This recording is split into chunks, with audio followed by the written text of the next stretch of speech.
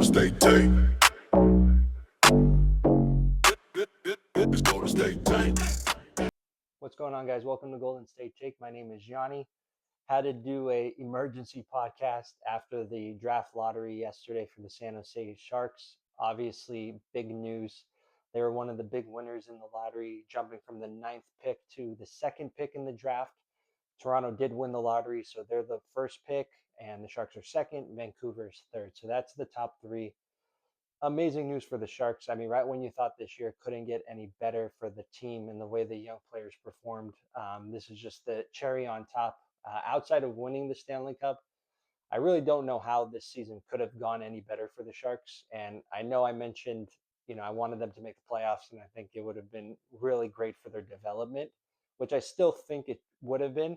However, obviously, for those of you who don't know, when you make the playoffs, that eliminates you from the lottery. So at best, you're picking 16th or 17th in the draft. So that obviously would eliminate any chances the Sharks would have had of winning the lottery or jumping up into the top three like they did. So to go from the start of this year where the goal was to just not be the worst team in the league, your young players, your young core showing progression and their development, and Macklin Celebrini goes from being a really good young player to superstar, one of the best players in the world. Your other young players showed flashes and showed improvement. Your second overall pick from last year, Michael Misa, got better as the season went on. And you find yourselves in a position where you're fighting for a playoff spot all the way up until April. And those last 15, 20 games for the Sharks really did feel like playoff games for them. And every game was meaningful, every point was meaningful. So they were able to get that experience from that perspective.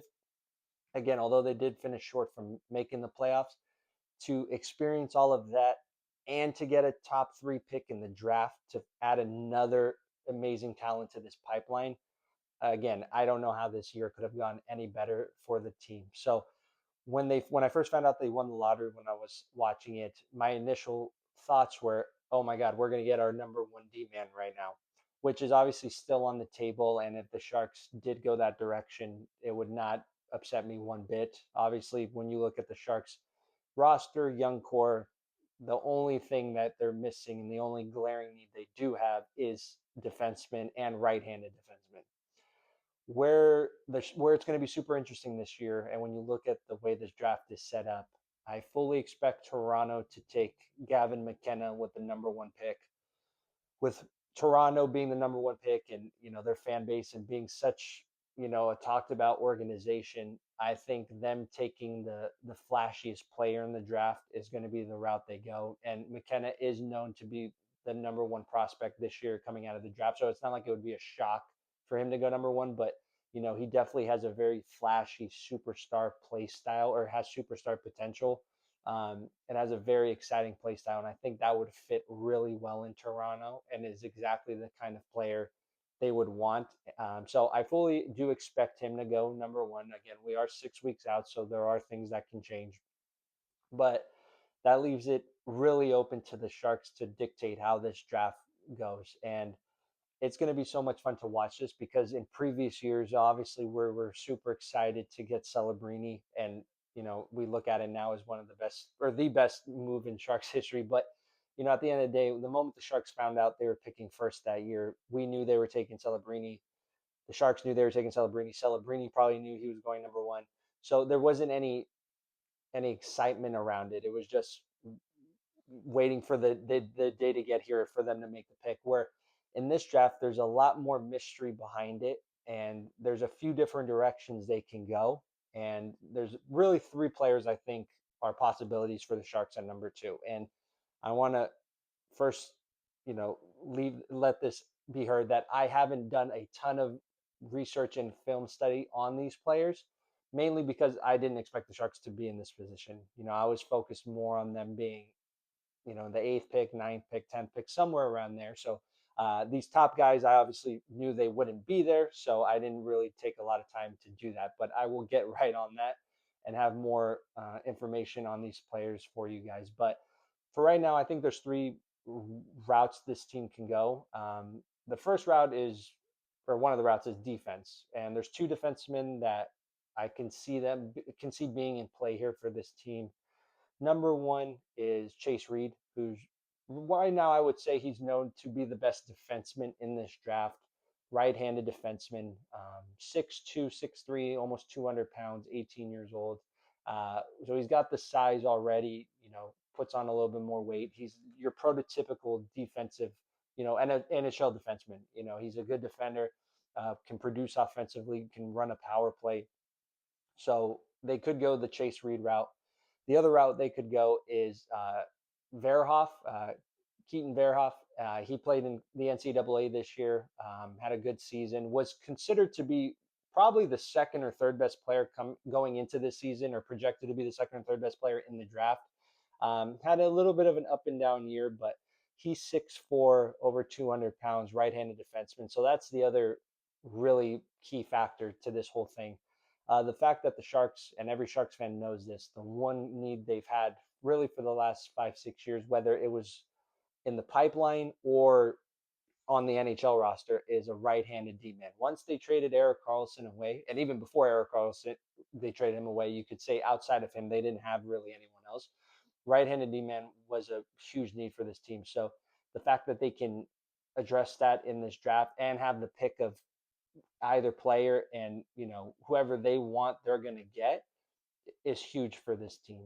And like I said, those are the two D men I see them taking. There's a couple other guys out there that have been potential players in play, or are hovering around that 4, 5, 6 overall pick spot, or going that in the draft. So I don't see the Sharks taking them, but Verhoff and Reed, I think, are two guys that are in play for the defense. And like I said, both big right-handed defensemen, have a good two-way game, and can be a top pairing defenseman in the NHL for a long time. And so when I heard they were drafting second, my initial thoughts were they're going to go that route. However, having some time to sleep on it, and the longer I think about it, Ivar Stenberg out of Sweden is a player that I am very intrigued by, even though we don't necessarily need a forward. Adding him to this group would be absolutely insane. You already have Macklin Celebrini, you have Michael Misa as so those are going to be your two top centers for hopefully the next 10 to 15 years. You have Will Smith on one wing. You have Igor Chernyshov, who looked really good in his time up with the Sharks this year. You have William Eklund, and then you have Colin Graf. I mean, those 6, 7 guys are going to be, or can be, your core nucleus for the next 8+ years. And when you look at this roster, adding a guy like Stenberg to it, he immediately would slot in as a top winger for this group.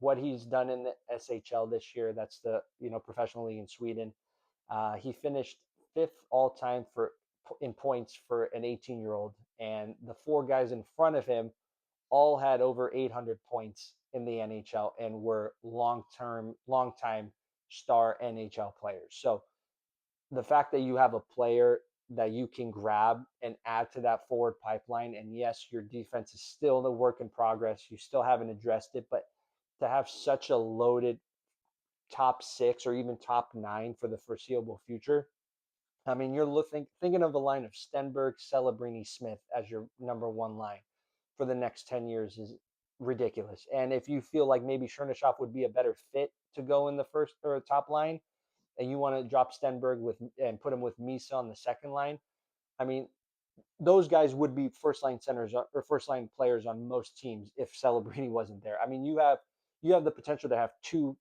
legit first lines in the NHL on your team, and they're all would be growing together, all roughly the same age. I mean, you're talking about a juggernaut and one of the most electrifying offenses, here in the next couple of seasons. So just the thought of that would be just ridiculous. Now, the other alternative would be if you do take Stenberg. Now, that doesn't necessarily mean you're not going to be able to address the D-man. And you look at a player like William Eklund, who I've talked about. I've been a little critical on him this season, and he didn't have a bad year by any means, but his lack of goal scoring production has been a concern that I've had, and that's a player that all of a sudden you could make expendable. and you could trade him and package him with, you have another first round pick in this year's draft. You have some other top prospects like Quentin Musty, maybe a Cam Lund you could throw in a trade. But all of a sudden, you have so much depth at your forward position that if a defenseman does come available that's in that similar age range, somebody that can grow with the team, you don't necessarily have to draft them. And Stenberg is widely considered the second best prospect in this draft. And if you look at Mike Greer's history of drafting since he's been with the Sharks, and specifically the last 3 years where they've had top 5 picks, and even past that, but he's always gone best player available. And we saw that really last year. They take Misa with the second pick, which was to be expected. But then at the end of this first round, their second pick, they took Joshua Ravensburger, who's a goalie, and the Sharks already have their goalie of the future, we hope, in Askarov. And Askarov's only 23 years old, and so it was a pretty big shock to take a goalie that high, but he was their best player on their board. And Mike Grier has always had the mindset of, which I do agree with this. He's always had the mindset of best player available. We'll figure it out later. And so again, if Ravensburgen becomes a great goalie and you have Askarov, that's a good problem to have, but they'll figure that out when they get there of what they need to do. Same thing I see them they could do with Stenberg. Draft Stenberg, draft another elite forward, and we'll figure out the defense, whether that's free agency, through trade if one comes available. And that's the other part of this. Even though top pairing D men don't become available all the time, the Sharks would now be in a position where I don't see a team being able to beat a trade package the Sharks could give. And again, it depends on the level of the defenseman, but you have, outside of Celebrini, you don't have anyone that's not tradable, right? I mean, yes, you don't want to trade Misa, you don't want to trade Smith, but or your second overall pick, but again, it all depends who's available, right? And if a Cale Makar or Quinn Hughes or some elite defenseman were to become available, the Sharks have all the best trade packages you can think of around the league. And so again, if that time does come, you can package those forwards and some of those draft picks to get that defenseman. So again, although it would be nice to get a top D man in this draft and not have to worry about it, if Stenberg is the best player on their board at 2, I fully expect the Sharks to take Stenberg. And yes, there's 6 weeks until the draft, so things can change. But I am super thrilled about the situation the Sharks are in. The Sharks are in a fantastic spot to, again, either acquire a top forward who's going to be a first line winger for this team, or a first line D man. And again, what the Sharks have been able to do this year and what the Sharks have been able to build to add a second overall pick to this group and to this young core.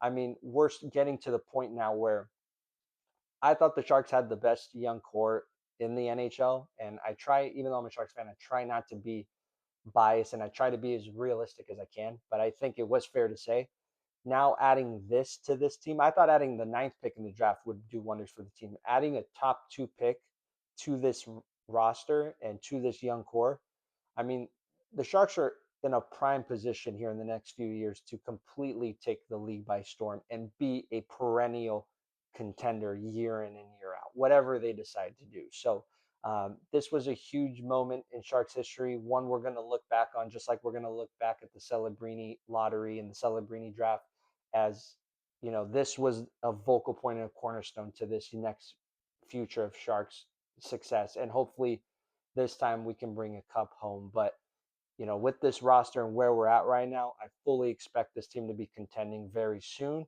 and for a long period of time. So I just wanted to give you guys my thoughts on the lottery and how big it was for the Sharks.